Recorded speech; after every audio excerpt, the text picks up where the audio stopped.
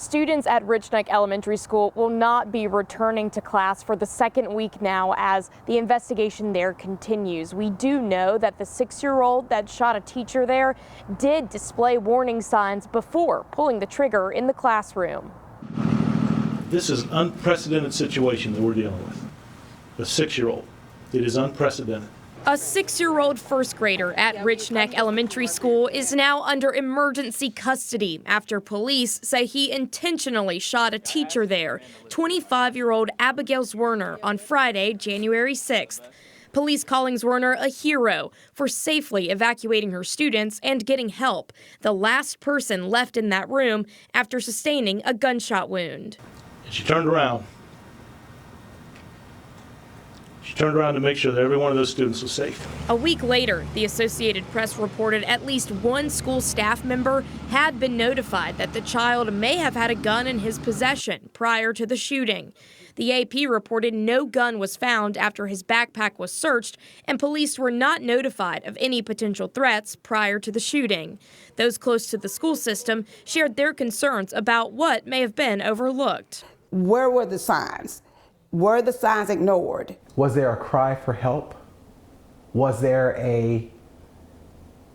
just hidden messages that because of the demands of the day-to-day job, that the teacher or that the system just overlooked?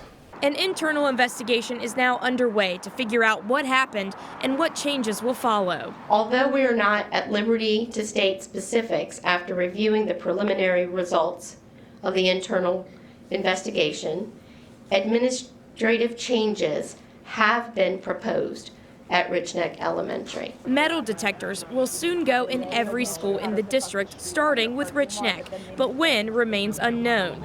As for what comes next for the child or his family is also unknown. He will likely not be criminally charged and is too young to go to a juvenile detention center. Police say the 9mm he used was legally purchased by his mother, but the parent could face misdemeanor charges if the evidence is there. It requires that you negligently allow access to a firearm and the child hurts someone under the age of 14.